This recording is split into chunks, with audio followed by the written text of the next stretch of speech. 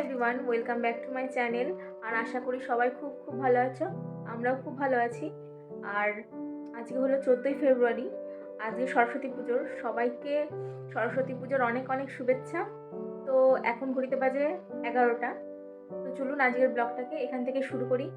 মুন্না তো সকালবেলায় চলে গেছে অফিসে, তো আমি এখন একা। আর এই লাস্ট 3 বছর ধরে যেহেতু আমরা উড়িষ্যাতে আছি, লাস্ট 2 বছর সরস্বতী পুজোয় কোনো মজা করতে পারিনি, আর এইবারও হবে না। আর বরের তো আগেই ডিউটি, সেই সকালবেলায় চলে গেছে। তো আমি এখন ঘরেই পুজো দেব, ঠাকুর আছে একটা। আর আমি পুজোর জন্য নিচ থেকে ফুল নিয়ে এসেছি। আর উড়িষ্যা এখানে বেঙ্গলের মতন সরস্বতী পুজোর অতটা কোনো ধুমধাম নেই। বেঙ্গলে যেমন প্রত্যেকটা রাস্তার মোড়ে মোড়ে সরস্বতী ঠাকুর আর কি দেখা যায়, পুজো হয়, কিন্তু এখানে তেমন নেই। লাস্ট 2 বছর তো আমার চোখে পড়েনি।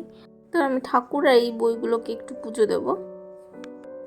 আর এদিকে পুজোর জন্য আমি ধূপও ধরিয়েছি। পুরো ঘরটা একদম ধোয়া ধোয়া হয়ে গেছে। আর যাই হোক, এই ধুনোর গন্ধ হলে না বেশ পুজো পুজো একটা ফিলিং আছে। আর এদিকে আমার পুজো দেওয়া হয়ে গেছে। আর আজকে যেহেতু শ্রী পঞ্চমী, চিড়ে দই খেতে হয়, তো ঠাকুরকে আমি চিড়ে দই আর একটু পাটালি গুড় দিয়েও ভোগ দিয়েছি। পুজো দেওয়া আমার কমপ্লিট হয়ে গেছে। এখন আমি তাড়াতাড়ি করে রান্না করব। অনেক লেট হয়ে গেছে, রান্না করা হয়নি, সকাল থেকে কিছু খাওয়াও হয়নি পুজো করব বলে। তো খেতে বসে মনে পড়লো আগে ছোটোবেলায় বাবা মা বলতো এরকম শ্রী পঞ্চমীতে এই চিড়ে দই খেতে হয়, তখন খেতে চাইতাম না, বাট এখন ভালোই লাগে খেতে। তো চলে এসেছি আমি রান্নাঘরে। আর আজকে আমি রান্না করব পনির। তো ঝটপট করে পনিরগুলো কেটে নিচ্ছি, আর তোমাদের সঙ্গে দেখা হচ্ছে রান্না করার পরে। তো আমার রান্না বান্না কমপ্লিট, অনেকটাই বেলা হয়ে গেছে এখন। আর আমি এখন চলে এসেছি লাঞ্চ করতে। আর আজকের লাঞ্চে রয়েছে আলু সেদ্ধ, ঘি, গাজর বিনস ভাজা আর পনির। আর আমি এখন ঝটপট করে লাঞ্চ করে নেব, আর পরে তোমাদের সঙ্গে দেখা হচ্ছে। সন্ধে 5:45 বাজে। তো আমি এখন যাচ্ছি বাজারে। আসলে অনেকটা আগে বেরোনোর ইচ্ছা ছিল, কিন্তু আমি একটু ঘুমিয়ে পড়েছিলাম, যার জন্য লেট হয়ে গেল। তো এতক্ষণে মুন্না চলে আসে। তো আমি একটু ফোন করলাম, ফোন করে জিজ্ঞেস করেছি আসতে লেট হবে কিনা। ও বললো হ্যাঁ এখনও বেরোয়নি, লেট আছে। তো আমি যাই এই ফাঁকে গিয়ে ফুলটা নিয়ে আসি, যদি চলে আসতো তাহলে আর যাওয়া হতো না। তো চলো, তোমরাও চলো আমার সঙ্গে। আর আমি বেরিয়ে পড়েছি এখন রাস্তায়। খুব তাড়াতাড়ি সন্ধ্যা হয়ে যাবে, হালকা অন্ধকার অন্ধকার হয়ে আসছে। আসলে আমি যাচ্ছি একটা ফুল আনতে, আজকে যেহেতু ভ্যালেন্টাইন্স ডে, তো ভাবলাম বরের জন্য একটা গোলাপ নিয়ে আসি। আর এখান থেকে খুব একটা দূর না, মাত্র 2 মিনিটের রাস্তা, তারপরেই বাজার। আর আমি এখন যাচ্ছি ওই যে আলো জ্বলছে, ফুডি লেখা রয়েছে ওই দোকানটাতে। আর এখান থেকে নেবো বরের জন্য একটা চকলেট। ও ক্যাডবেরি পছন্দ করে না, 5 স্টার পছন্দ করে, তাই ভাবছি একটা 5 স্টার নেব। 5 স্টার হ্যাঁ না বলা দিখ नहीं रहा है। আমার চকলেট নেওয়া হয়ে গেছে। এবার আমি চলে এসেছি একটা মুদিখানার দোকানে। আমি 2টো নারকেল নেব। নারিয়েল নিয়ে তো ও, আমার নারকেল নেওয়া হয়ে গেছে। আর ওই তো ফুলের দোকান সামনেই আছে। গোলাপগুলো দেখতে খুব সুন্দর ছিল, আর সত্যি আমার ফুল এত ভালো লাগে যে ফুলগুলো দেখে মনটা ভালো হয়ে গেল। ভাইয়া রোজ कैसा है? 20।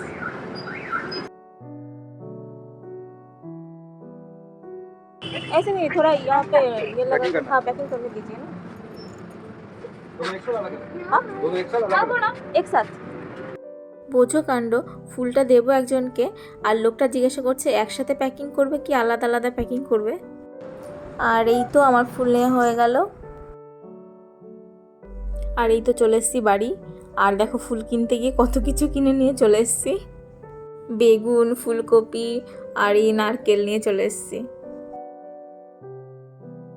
আর এই যে ফুলটা, আর এই হচ্ছে চকলেট। আর বর বাড়ি আসার আগে ঝটপট এগুলোকে লুকিয়ে রেখে দিই। আগে চকলেটটাকে এখানে রেখে দিলাম, যদিও এটা প্যাকেটের মধ্যে আছে, এটা নজরে আসবে না। এইবার ফুলটাকে রাখবো। কোথায় রাখি ভাবলাম এখানটাতেই রাখি, আর সামনে দিয়ে কটা জিনিসপত্র রেখে দিই যাতে চোখে না পড়ে।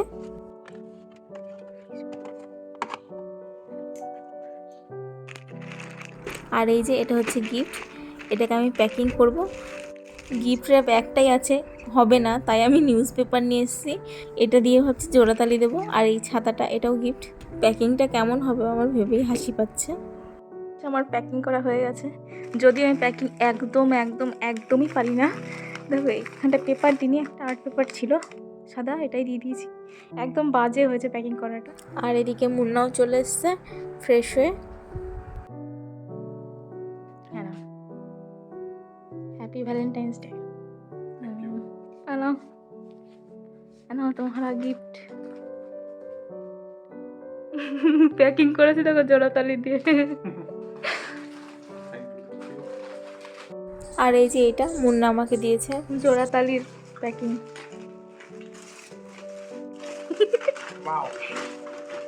আমি দেখেছি তোমার উইশ লিস্টে এটা একটা ছিল।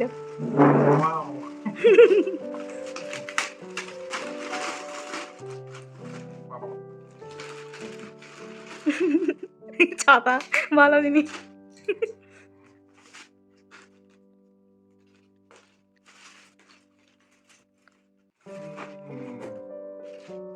কি বলে শীত গ্রীষ্ম বর্ষা ছাতাই ভরসা। এই যে এত ক্যাডবেরি, এটা মুন্না আমাকে দিয়েছে, আর এগুলো দিয়েছি আমি মুন্নাকে। কিন্তু এই ক্যাডবেরিগুলো খাবে কে? সব আমি একাই খাবো, কারণ সে ক্যাডবেরি পছন্দ করে না। তো আজকের ভিডিওটা আমি এখানেই শেষ করছি। ভিডিওটা ভালো লাগলে অবশ্যই তোমরা লাইক কমেন্ট শেয়ার করে জানিও, আর চ্যানেলটিতে অবশ্যই সাবস্ক্রাইব করে দিও। টাটা।